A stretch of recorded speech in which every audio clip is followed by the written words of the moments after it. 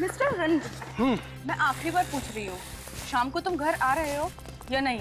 ओ darling, पहले अपने पैरों पे तो खड़ा हो जाने दो।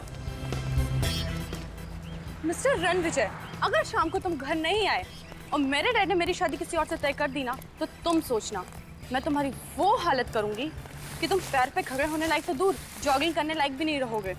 ओ प्रीति सुनो, मजाक कर रहा था बाबू। अरे भाई कितने बजे आना है अंकल से मिलने? तुम और घर आ रहे हो। Of course. और तुम्हारी जॉब? मुझे नौकरी मिल गई। क्या? हाँ। सच? हाँ। कहाँ? और तुमने मुझे बताया क्यों नहीं? अरे डार्लिंग, इसीलिए तो मैं तुम्हें पार्क की जगह यहाँ लेकर के आया हूँ। यहाँ क्यों?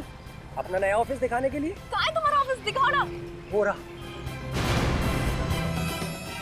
ओह माय गॉड, लाश।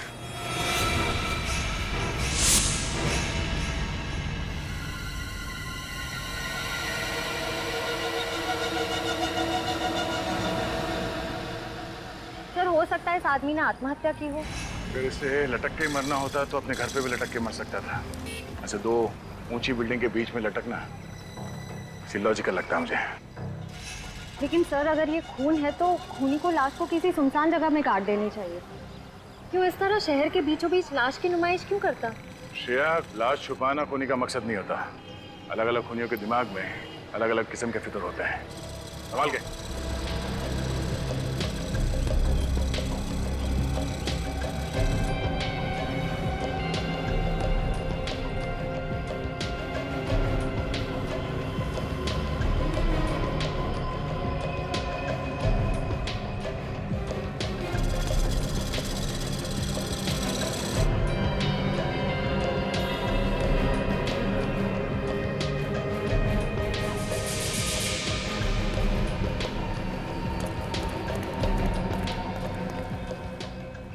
शरीर पे कोई चोट या घाव का निशान तो दिख नहीं रहा है। तो फिर इसकी मौत कैसे हुई होगी? सर, हो सकता है इसे यहाँ लटका के मारा हो। जिंदा आदमी को ऐसे दो ऊंची बिल्डिंग के बीच में लटकाना कोई आसान बात नहीं है श्रेया। आदमी चीखेगा, चिल्लाएगा, अपने आप को बचाने की कोशिश तो करेगा। सर, इसका मतलब इसकी मौत पहले ही हो चुकी होगी जब खूनी ने इसकी लाश को ऊपर टांगा होगा। हो सकता निखिल, एक आदमी को ऐसे लटकाना किसी अकेले आदमी के बस की बात नहीं है। दो तीन लोग होंगे साथ में। हाँ सर, एक लाश को यहाँ से वहां तक लेके जाना और उसे लटकाना, ये सब करने में किसी ना किसी ने तो देखा ही होगा उन्हें। सर, जेब बिल्कुल खाली है, मोबाइल पर्स कुछ नहीं है। इस आदमी ने महंगी घड़ी पहनी हुई है, मतलब ये खून लूटने के इरादे से नहीं हुआ है। श्रेया, निखिल, इस बिल्डिंग के टेरेस पे जाके देखो। खूनी ने कोई ना कोई सुराग तो जरूर छोड़ा होगा इस बिल्डिंग के छत पे।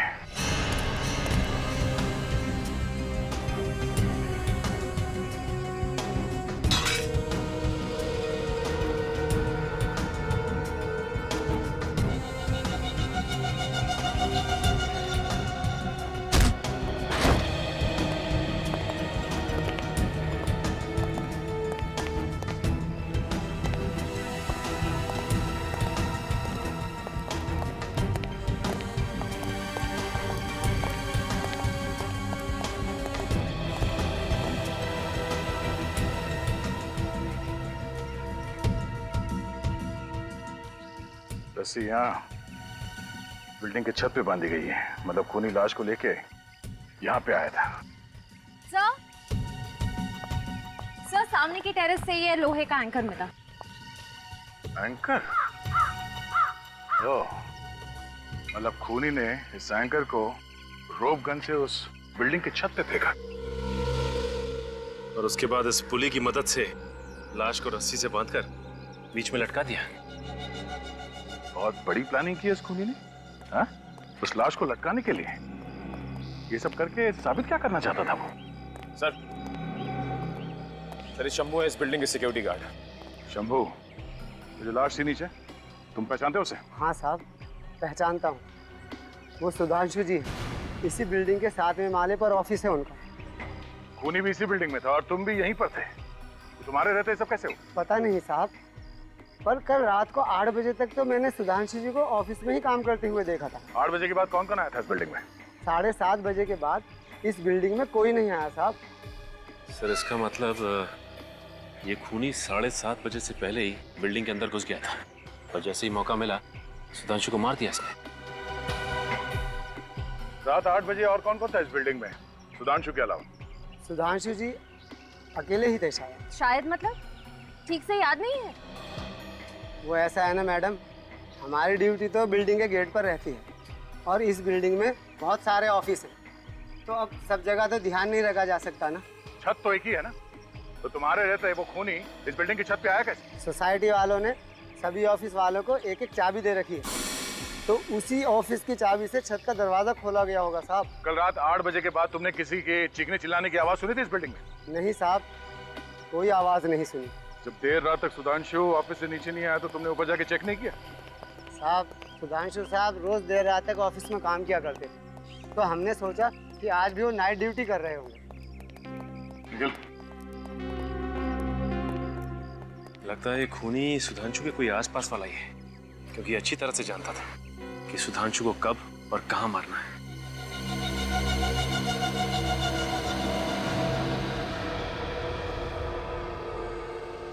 ये देख रहे हैं आप, बस सुधांशु के सर पर यहाँ किसी भारी चीज से वार किया गया है।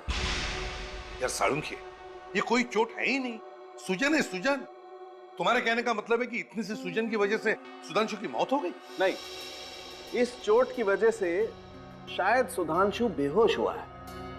अगर इस चोट की वजह से ये बेहोश हुआ है तो फिर मौत कैसे हुई इसकी? बॉडी पे तो कहीं दूसरे जख्म के निशान दिख नहीं रहे। जहर से।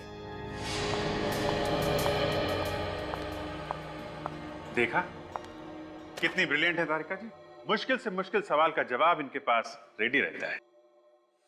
ये कौन सा जहर है? एथेन सैंडाइल ट्राइऑक्साइड। इथेन सैंडाइल ट्राइऑक्साइड।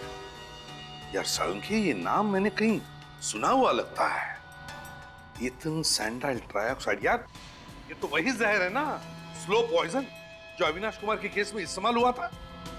देखा, इसे कहते हैं याददाश्त। कमाल है प्रतिमा, तुम्हारी याददाश्त अभी भी चीते की तरह से फुर्तीली है। ये वही स्लो पॉइजन है, वही जिसकी वजह से इंसान की मौत होने में कम से कम 4-5 घंटे लगते हैं। मतलब सर, पहले खूनी ने सुधांशु को जहर दिया, उसके बाद इसे छत पे ले गया और किसी भारी चीज से इसे मार के बेहोश किया और उसके बाद इसे रस्सी पे लटका दिया। पर सर, खूनी इतना झमेला करेगा क्यों?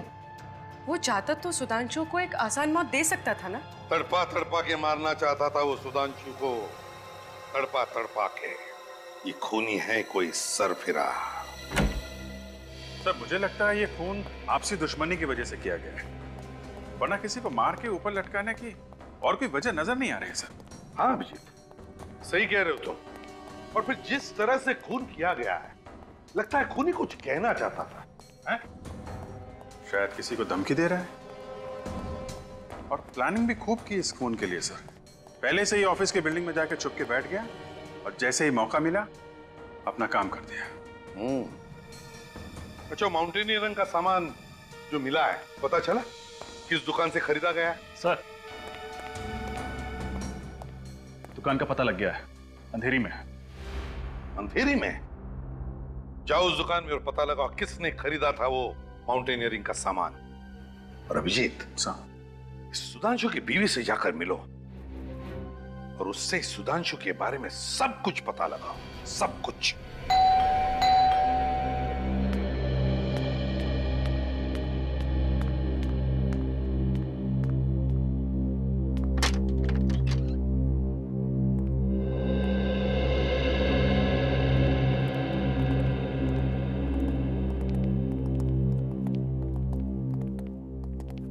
माफ कीजिएगा, हम आपकी हालत समझते हैं, लेकिन सुधांशु के खूनी तक पहुंचने के लिए हमें आपसे कुछ सवाल पूछने पड़ेंगे। जी पूछिए दीदी। आप जी, ये मेरी बहन निशा है। अच्छा, सुधांशु के बारे में आप हमें कुछ बता सकती हैं? I mean, कोई खास बात? जी खास, हाँ, उन्हें ऊंचाई से बहुत डर लगता था। ऊंचाई से डर लगता था? फिर तो शायद ये बात खूनी भी जानता होगा। अच्छा, पिछले कुछ दिनों में सुधांशु किसी बात को लेकर परेशान थे? हाँ, वो पैसों को लेकर बहुत परेशान थे। पैसों को लेकर? क्यों? पता नहीं सर, लेकिन हर महीने के पहले शुक्रवार को वो बैंक से बहुत सारे पैसे निकाल लेते थे और वो पैसा पता नहीं कहाँ जाता था। हर महीने के पहले शुक्रवार को? जी सर। कितना कितना पैसा लाते थे? 1,40,410 रुपए। हाँ? क्या 1,40,410 रुपए हर महीने? जी सर। सर ये चक्कर क्या है? कहीं सुधांशु जी को हर महीने में ईएमआई की कोई किस्त तो नहीं चुकानी पड़ती थी? नहीं, बिल्कुल नहीं। तो वो हर महीने इतने पैसों का करते क्या थे? पता नहीं। आपने कभी पूछा नहीं उनसे? मैंने कई बार उनसे पूछने की कोशिश की, लेकिन हर बार वो टाल देते थे। जीजू को पैसों की इतनी ज्यादा जरूरत पड़ती थी कि एक बार तो उन्होंने मुझसे भी पूछा था कि मैं उन्हें कितने रुपए उधार दे सकती हूँ। अच्छा, आखिर सुधांशु को पैसों की इतनी क्या जरूरत पड़ गई थी? हर महीने 1,40,410 रुपए।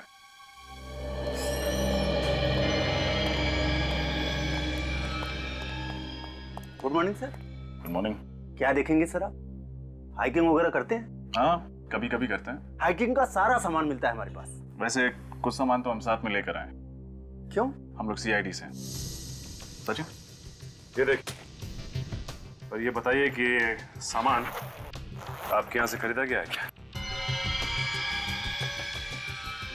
हाँ सर, ये सामान रसिया में बनता है और सिर्फ मेरी ही दुकान पर मिलता है। आप बता सकते हैं किसने खरीदा होगा ये? क्या बात है, कुछ गड़बड़ हुई है क्या? एक खून हुआ है। खून? जी हाँ, इसी चीज से खून हुआ है। सर ये तो पहाड़ पर चढ़ने का सामान है, कोई चाकू बंदूक तो है नहीं। वो तो है, लेकिन क्या है कि आजकल खूनी खून करने के नए नए तरीके ढूंढते रहते हैं। आप रजिस्टर वगैरह चेक कीजिए, कंप्यूटर देखिए, बताइए किसको बेचा होगा।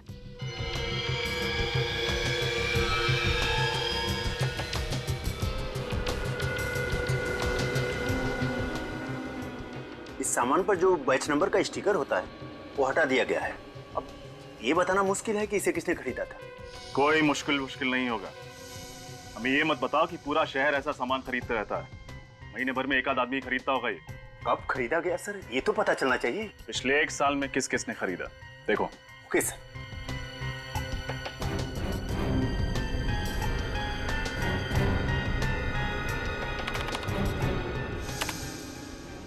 मिल गया सर, 10 लोगों ने। देखा, सिर्फ 10 लोगों ने। सर 10 लोगों का नाम पता नंबर तो मिल ही सकता है। शुरू हो जाओ।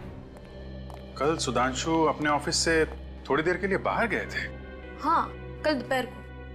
और सर जब कल निकले ऑफिस से तो उनके पास एक बैग था, पर जब वापस आए तो वो बैग उनके पास नहीं था।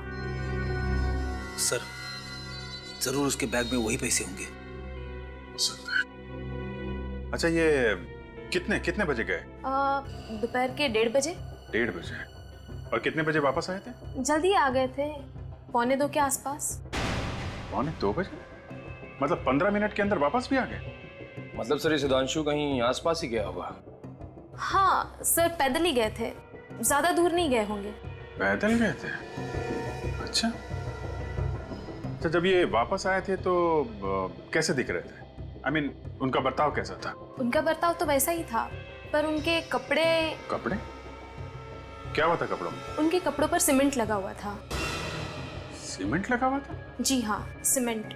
और उनके कोट पर पेंट के निशान भी थे। पेंट के निशान? हाँ, हल्का सा पीला रंग का था। अच्छा, thank you very much. Cement और पेंट के निशान, इसका मतलब सुधांशु किसी ऐसी जगह गया था जहाँ पे कंस्ट्रक्शन का काम चल रहा है और पेंटिंग का। चलो जरा ऑफिस के आसपास चेक करते हैं। मिस्टर राजीव, 15 तारीख को आपने M&N माउंटेनियरिंग से कुछ सामान खरीदा था क्या? हाँ, तो वो सामान मैं देख सकता हूँ? पर किस लिए? मैं CID से।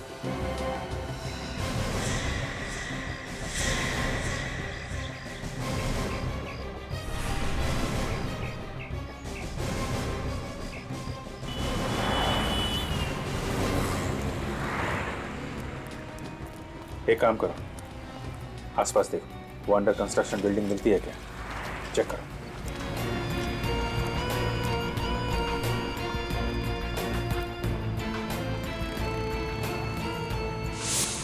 हाँ फ्रेडी, बैठ तो नहीं गया? अरे नहीं सर, यहाँ कहाँ बैठने की जगह है। बस वो अंडर कंस्ट्रक्शन बिल्डिंग मिल जाए, वहीं पे बैठूंगा। हाँ, तुम्हारा क्या हाल है? अच्छा, हाँ रुको, आता हूँ। अच्छा, तो ये है अंडर कंस्ट्रक्शन बिल्डिंग। यहाँ पे पैसों का बैग लेके आया था सुधांशु। लगता तो ऐसा ही है सर। जरा देखें कैसा पान बनाता है ये। ड्यूटी पे पान? पूछ मत भाई, बड़े टेढ़े आदमी है, न जाने कब क्या कर बैठेंगे। क्या है? क्या फुसफुसा रहे हो? हाँ? कुछ नहीं सर। तुमने कुछ बोला क्या? अरे सर, मैं क्यों कुछ बोलूं? मैंने कुछ नहीं बोला। मेरे कान बज रहे हैं। हाँ? चलो। अरे सुनो, इसे पहचानते हो? ये कौन है साहब? ये कल दोपहर को यहाँ पे आया था, 1-1:30 बजे के बीच में। हाँ, अब कुछ कुछ याद आ रहा है साहब। याद आ रहा? हाँ? इसके हाथ में एक बैग था। बैग? देखो, अभी प्यार से पूछ रहे हैं, जल्दी से याद आ जाए तो अच्छा है, वरना बहुत भारी पड़ेगा। हाँ साहब, एक बैग था साहब। था ना? क्या क्या किया उसने बैग का? लगता है साहब उस आदमी का दिमाग खराब था, जाते समय खाली हाथ चला गया। अच्छा, ऐसा तो हुआ नहीं होगा कि वो आदमी वहाँ बैग छोड़कर गया और तुमने जाकर देखा ना हो उसमें क्या है। माफ करना, आपने मुझे रंगे हाथों पकड़ लिया साहब। जी देखा ना जाके वहाँ पे? जी साहब, मगर इससे पहले कि मैं यहाँ से जाता, एक मेम साहब आई और वो बैग लेके चली गई। मेम साहब? देखने में कैसी थी? देखने में तो मेम साहब ही थी। अरे यार, चेहरा तो देखा होगा ना उसका? नहीं साहब, चेहरा कहाँ देखा, वो मेरी निगाह तो बैग पे ही थी ना। नहीं देखा? अच्छा, ले चलो इस ब्यूरो ले चलो। अरे नहीं साहब, उसका कद 5.5 फीट के आसपास में था, रंग गोरा और लंबे बाल। बाकी शक्ल के बारे में मत पूछो साहब, शक्ल मैंने ठीक से देखी नहीं। सच कह रहा हूँ साहब, सच कह रहा हूँ। सर, सुधांशु की बीवी और साली 5.5 फीट से कम है, तो ये शायद कोई और ही होगी। इसका मतलब है इस गुनाह में एक लड़की भी शामिल है। हम अंकुश से मिलना चाहते हैं। आप लोगों ने आने में बहुत देर कर दी। 5 दिन पहले उनकी मौत हो गई है। मौत? I am sorry. कैसे हुई मौत? आग में जलकर। ये आग कहाँ लगी थी? उनके ऑफिस में। संभालिए अपने आप को। जिस चीज से वो जिंदगी भर डरते थे, उसी चीज ने उनकी जिंदगी छीन ली। मतलब ये अंकुश आग से डरता था? जी हाँ, उन्हें आग का फोबिया था।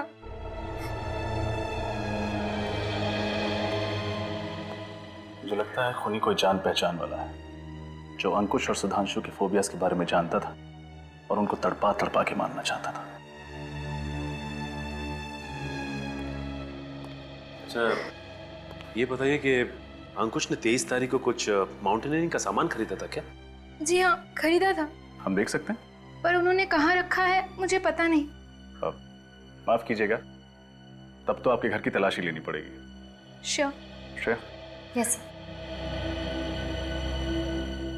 अरे सुधांशु, ये फोटो में सुधांशु है ना? जी हाँ, ये सुधांशु है, अंकुश के बिजनेस पार्टनर। Business partner? जी हाँ, लेकिन 1 साल पहले इनकी पार्टनरशिप टूट गई। पार्टनरशिप टूट गई? लेकिन क्यों? कुछ आपसी मतभेद। सर पूरा घर देख लिया, माउंटेनियरिंग का सामान कहीं नहीं मिला। मिलेगा कहाँ से? जरूर वो जान पहचान वाला चुरा के ले गया होगा सुधांशु को मारने के लिए। नम्रता जी, इस फोटो में अंकुश और सुधांशु के अलावा ये दोनों कौन है? वो रितेश है, अंकुश का बहुत अच्छा दोस्त। ये वाला? जी। और ये वाला? इन्हें मैं नहीं जानती। कोई बात नहीं, सीआईडी इनका पता लगा लेगी। वैसे ये फोटो है कहाँ की? वेव रिजॉर्ट की। आज से 2 साल पहले 14 अप्रैल 2010 को वहाँ कंपनी की पार्टी थी।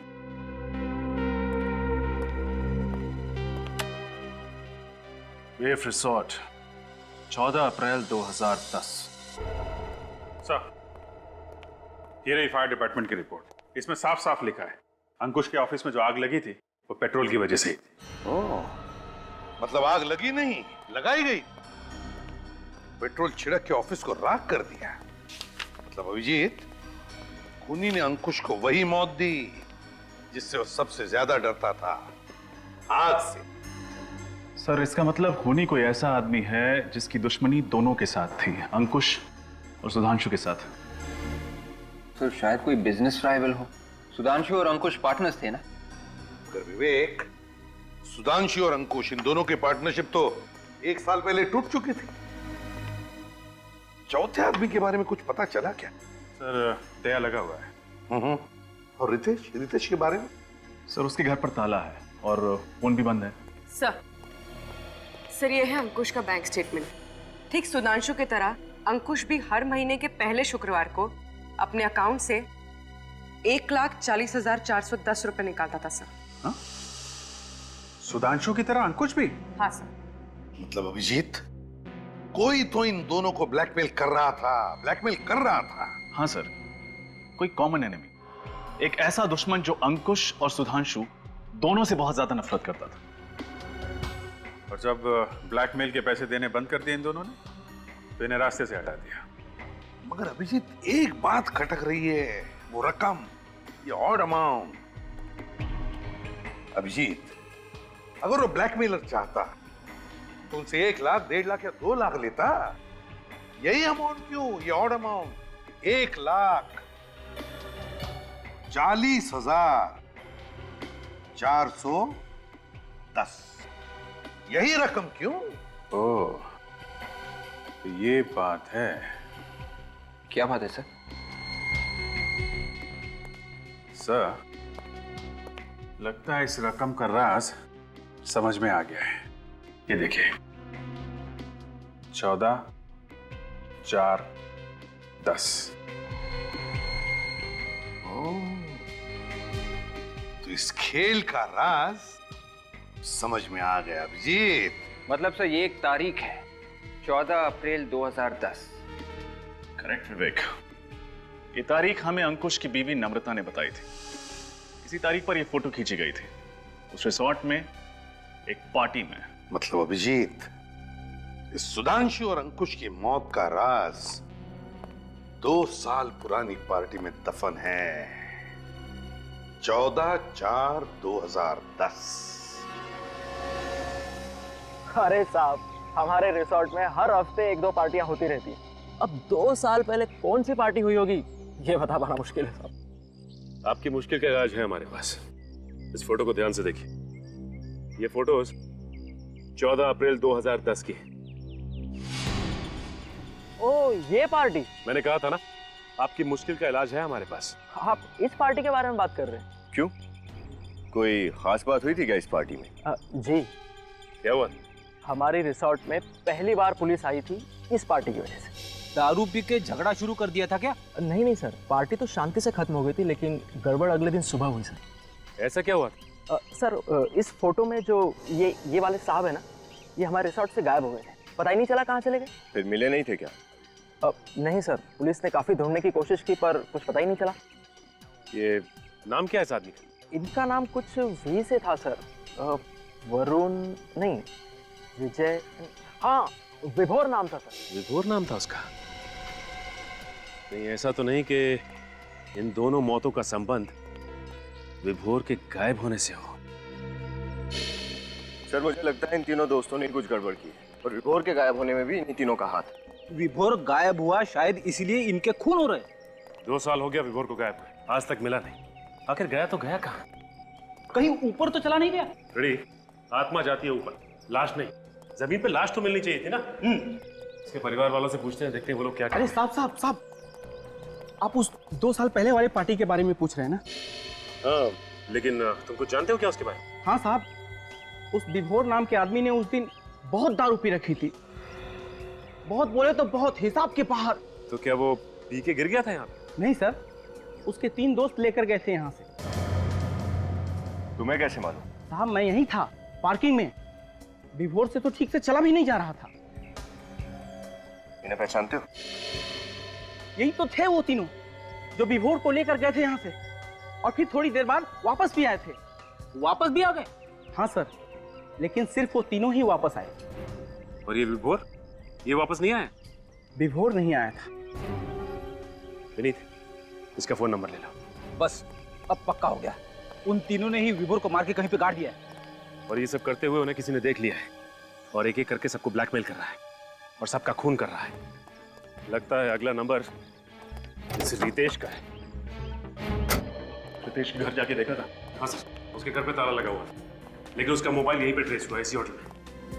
एक्सक्यूज मी, क्या आप इस होटल के मैनेजर हैं? Yes sir. हम आप ही को ढूंढ रहे थे। इस फोटो को देखिए, ये आदमी आपके होटल में ठहरा हुआ है? नहीं सर। ध्यान से देखिए, रितेश नाम है इसका। सर रितेश नाम का कोई भी गेस्ट नहीं ठहरा हमारे होटल में। वैसे आप लोग हैं कौन? CID। सुनो जी सर, ये फोटो देख, इसको देखा होटल में? ये तो उस कॉन्फ्रेंस में था सर। कॉन्फ्रेंस में? कैसी कॉन्फ्रेंस? एक्चुअली सर आज हमारे होटल में मरीन इंजीनियर्स की एक कॉन्फ्रेंस थी जिसमें बाहर से बहुत से लोग आए हुए थे। कहाँ है कॉन्फ्रेंस हॉल? हॉल नंबर 5 में सर। अभी चालू है कॉन्फ्रेंस? बस 5 मिनट पहले खत्म हुई है। एक्सक्यूज मी, ये जो कॉन्फ्रेंस के लिए बाहर से लोग आए थे, वो है क्या अभी? सर सारे चले गए सर। चले गए? अच्छा ये फोटो देखो, ये आदमी भी था क्या उनमें? ये तो लिफ्ट के अंदर जाते हुए दिखा सर। लिफ्ट के अंदर? तो नीचे गया होगा।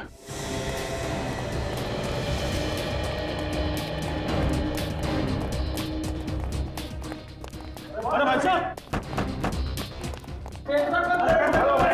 क्या हुआ? पीछे हटिए, पीछे हटिए, क्या हुआ? सर लिफ्ट बंद पड़ी हुई है, अंदर आदमी अटका हुआ है। अंदर आदमी अटका है? हाँ। और ये आदमी अंदर है। पीछे हटिए, सचिन।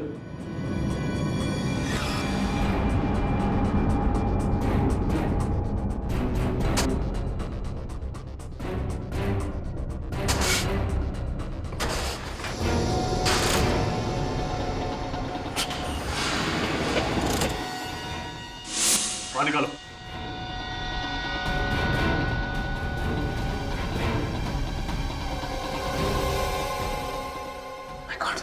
रितेश, रितेश, सांस तो चल रही है। विनीत, एम्बुलेंस को फोन करो जल्दी।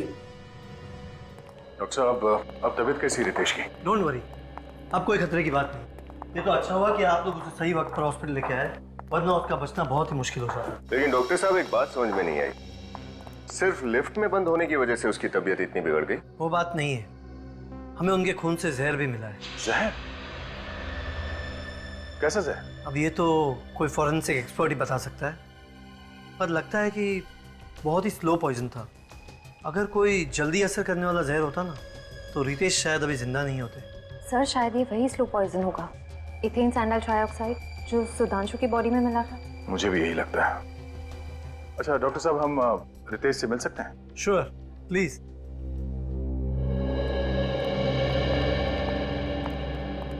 अरे सर,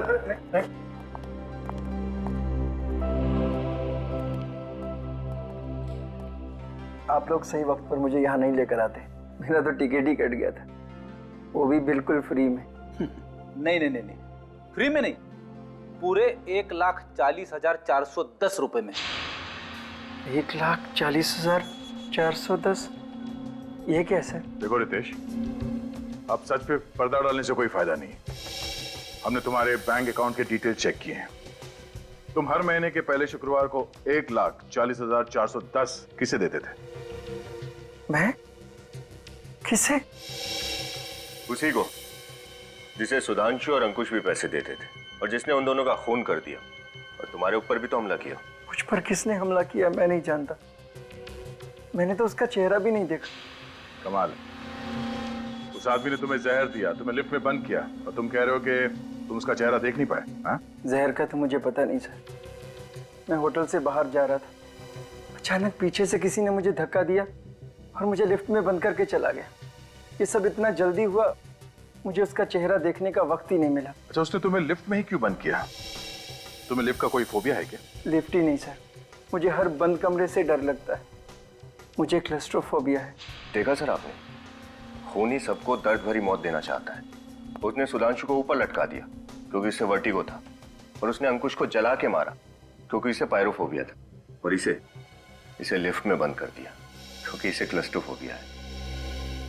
मतलब ये आदमी को इनके जान पहचान का ही है, जिसे मालूम था कि किसे किस चीज से डर है। रितेश, कोई नाम आता है तुम्हारे दिमाग में?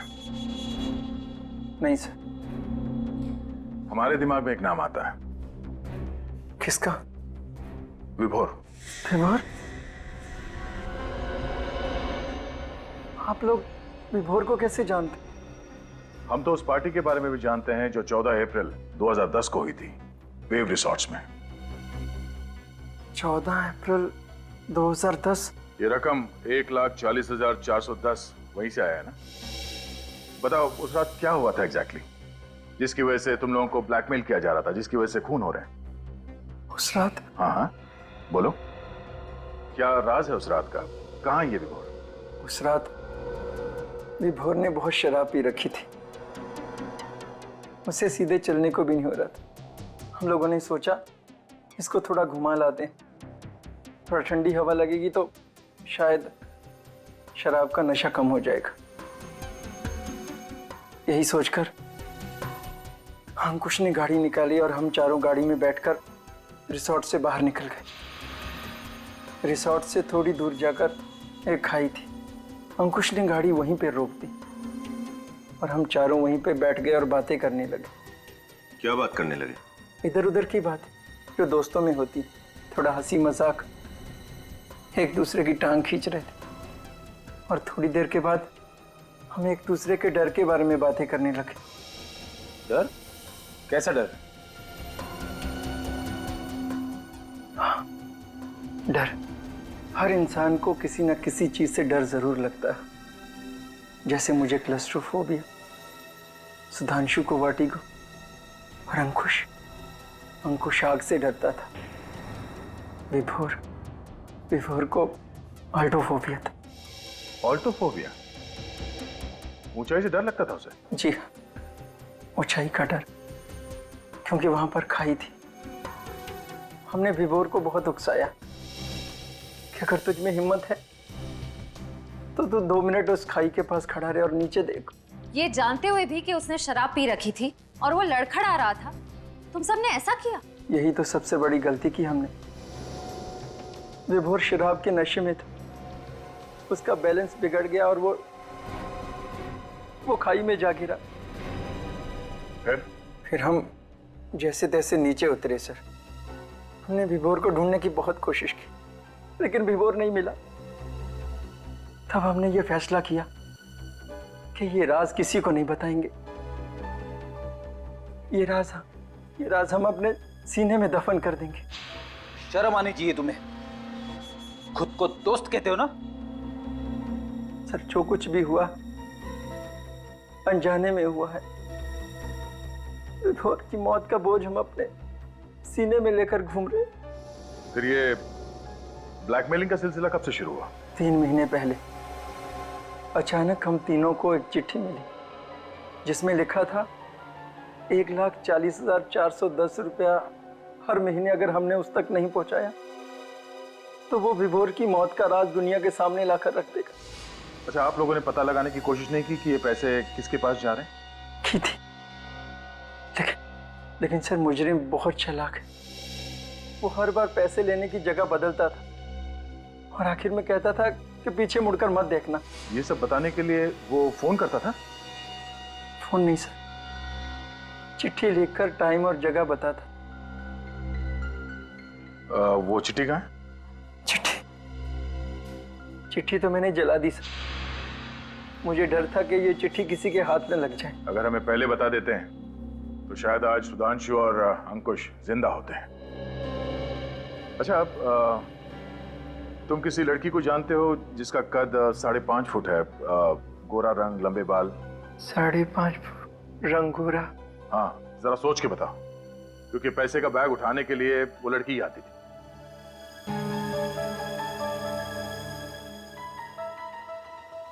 ओह माय गॉड, कहीं ये मनीषा तो नहीं? मनीषा? ये मनीषा कौन है? विभोर की पत्नी। विभोर की पत्नी? कहीं वही तो नहीं कर रही है सब अपने पति की मौत का बदला लेने के लिए? हाँ? इस विभोर का एड्रेस बताओ।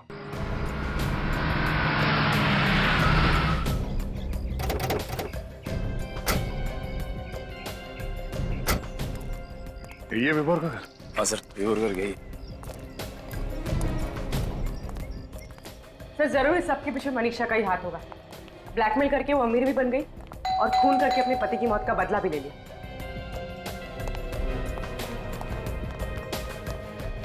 अरे सुनिए, आप लोग कौन है और यहाँ पे क्या कर रहे हैं? लोग सीआईडी से हैं। सीआईडी? हाँ। क्या बात है सर, आप लोग इस घर में किसे ढूंढने हैं? मनीषा को, विभोर की पत्नी। सर ये घर तो पिछले 1-1.5 साल से बंद पड़ा हुआ है, यहाँ पर कोई नहीं आता जाता। सर सुनने में आया था कि विभुल मर चुका है, ये बात सच है क्या? हाँ, लगता कुछ ऐसे ही है। वैसे पिछले 1-1.5 साल में इस घर में कोई भी नहीं आया? नहीं सर। ठीक है, आप जा सकते हैं। थैंक्स। पिछले 1-1.5 साल से यहाँ कोई नहीं आया, तो फिर इलेक्ट्रिक बिल, कुरियर, चिट्ठी कुछ तो होना चाहिए था लेटर बॉक्स में। कुछ नहीं। चलो अंदर चल के देखते हैं।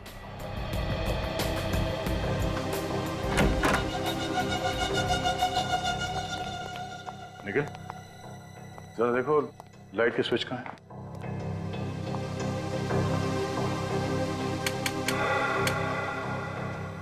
देखा सर, घर में लाइट अभी भी है, कनेक्शन कटा नहीं है। इतना ही नहीं, फर्श भी एकदम चकाचक है। छत पे कहीं भी मकड़ी का जाला नहीं है। ऐसा लगता है यहाँ हर रोज साफ सफाई हो रही है। निखिल, जरा ऊपर चेक करना।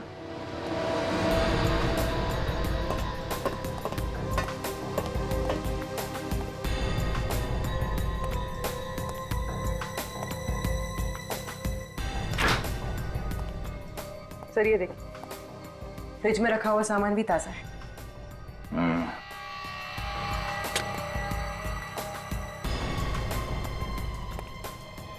सर ऊपर भी घर एकदम साफ सुथरा है। मतलब ये मनीषा घर में तब आती होगी जब पड़ोसी की नजर उन पे नहीं पड़ती।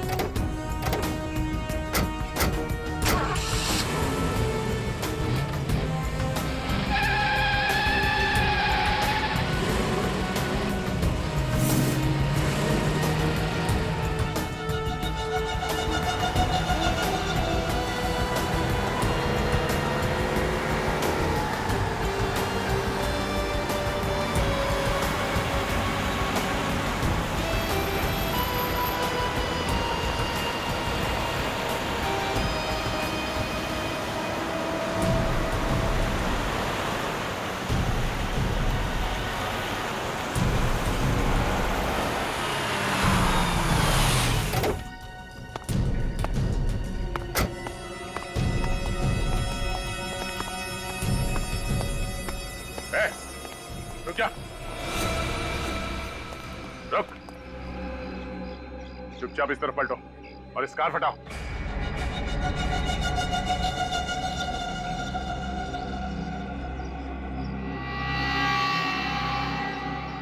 कार हटाओ।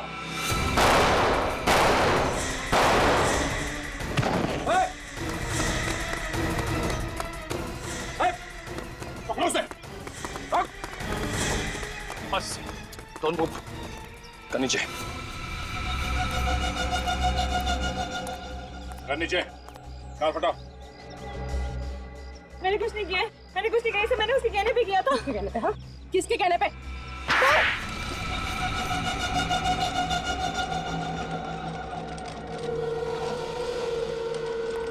आइए आइए मिस्टर विभोर। स्वर्गलोक से नीचे धरती में आने में कोई दिक्कत तो नहीं हुई आपको? आप मेरा मजाक उड़ा रहे हैं? मजाक तो आपने किया अपने दोस्तों के साथ। अपनी झूठी मौत का नाटक करके पहले ब्लैकमेल किया और फिर उन सबको ऊपर पहुंचा दिया। नहीं, ये झूठ है। हाँ, मैंने उन्हें ब्लैकमेल जरूर किया था, लेकिन मैंने किसी का खून नहीं किया है। क्यों कर रहे थे तुम ब्लैकमेल? क्योंकि मुझे उन्हें सजा दिलानी थी। मेरे साथ जो अन्याय हुआ उसका बदला चाहता था मैं। क्या बात है, बड़ी अच्छी सजा है। उनसे लाखों रुपए ऐंठ के तुम्हें इंसाफ मिल गया। मेरी हालत देख रहे हैं ना आप, चल फिर भी नहीं सकता। नर्क से बदतर जिंदगी बना दी उन लोगों ने मेरी। इसके बदले में थोड़े पैसे मिल गए तो क्या गलत किया? इसी बदले की आग को मिटाने के लिए तुमने अंकुश को आग में जला दिया और सुधांशु को लटका दिया। हाँ? मैं उन्हें क्यों मारूंगा? उनकी मौत की वजह से तो मुझे पैसे मिलने बंद हो गए। और इस हालत में ये ऐसा कर भी कैसे सकते हैं? अच्छा, तो कौन है वो आप लोगों का चाहने वाला जो आप लोगों के लिए इन तीनों से बदला ले रहा है? हाँ? एक बात बताओ, उस 14 अप्रैल 2010 को एग्जैक्टली हुआ क्या था वहां पे? सोच समझ के बताना। उस रात मैंने कुछ ज्यादा ही शराब पी ली थी। ठीक से चल भी नहीं पा रहा था मैं। तभी सुधांशु, रितेश और अंकुश ने मुझे कार में बिठाया और मुझे खाई के पास ले गए। उन्हें अच्छी तरह मालूम था कि मुझे ऊंचाई से डर लगता है। मेरा यही डर दूर करने के लिए उन्होंने मुझे खाई के किनारे खड़ा कर दिया। और फिर शराब की वजह से तुम्हारा बैलेंस बिगड़ा और तुम खाई में गिर गए। नहीं, मेरा बैलेंस बिगड़ा नहीं था। किसी ने मुझे पीछे से धक्का मार दिया। धक्का? किसने धक्का दिया तुम्हें? पता नहीं। उस वक्त वहां उन तीनों के अलावा और कोई मौजूद नहीं था। इसका मतलब है उन तीनों में से कोई। सर मेरी तो कुछ समझ में नहीं आ रहा। अंकुश और सुधांशु मर चुके हैं, रितेश की जान जाते जाते रह गई है और विभोर तो इस हालत में है ही नहीं कि वो किसी की जान ले सके। तो सर कौन है वो पांचवा आदमी जिसे हम लोग देख नहीं पा रहे? हाँ सर, और रितेश पर तो खुद जानलेवा हमला हुआ है, तो वो क्यों झूठ बोलेगा? सर जरूर विभोर झूठ बोल रहा होगा। उसने अपने पैसे भी कमा लिए और अपना बदला भी पूरा कर लिया। हाँ, मगर विभोर झूठ क्यों बोलेगा विवेक? क्यों झूठ बोलेगा वो, जब उसे पता ही नहीं कि किसने उस पर जानलेवा हमला करने की कोशिश की? और फिर वो तीन लोगों से बदला लेगा ही क्यों? हैं? बताओ।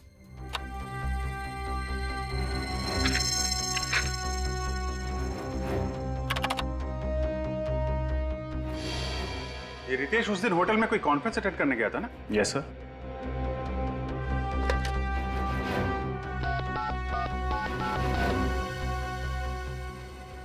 हेलो, मैं सीनियर इंस्पेक्टर अभिजीत बोल रहा हूँ सीआईडी से। जी, रितेश आपके होटल में जो कॉन्फ्रेंस अटेंड करने आया था। रितेश, अरे वो जो लिफ्ट में अटक गया था? हाँ जी, हाँ तो वो जो कॉन्फ्रेंस अटेंड करने आया था, आपको मालूम है कौन सी कॉन्फ्रेंस थी, किसकी थी? क्या? Thank you very much sir. Ritesh उस दिन होटल में सबमरीन इंजीनियर्स की कॉन्फ्रेंस अटेंड करने गया था। सबमरीन इंजीनियर्स की कॉन्फ्रेंस? तो फिर अभिजीत, हमारा खूनी मिल गया।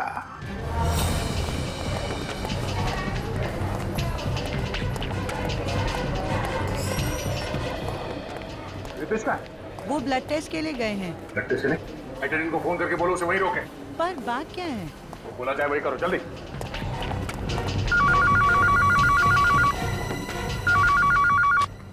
हेलो हेलो, हाँ सुनीता, क्या हुआ? सर वो सीआईडी वाले आए हैं, बोल रहे हैं रितेश को कहीं जाने मत देना। रितेश तो मेरे सामने ही बैठा है, वो कहाँ जाएगा? ये क्या हुआ? कहाँ गया वो? सर वो बाहर की तरफ गया है। तुम ठीक हो? बेटी, डॉक्टर बुलाओ जल्दी। बेटी निकल, इस तरफ देखो।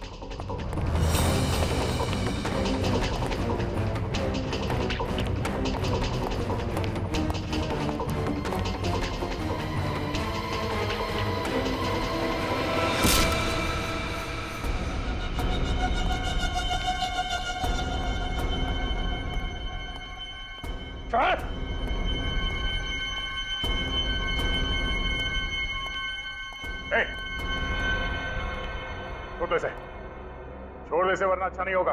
अच्छा तो इस कबूतर के लिए नहीं होगा, तो खून कर चुका हूँ, एक और कर दूंगा, फांसी तो एक ही होनी। मैं कहता हूँ जाने दो मुझे। ठीक है, तुम चले जाओ, निखिल को खुश नहीं होना चाहिए। अब है ना लाइन पर, कर नीचे करो। नहीं दे रहे, कर नीचे करो।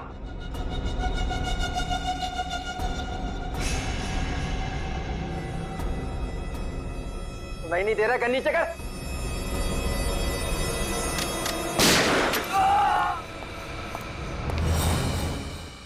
दो खून करके सीआईडी से पंगा लेगा तू?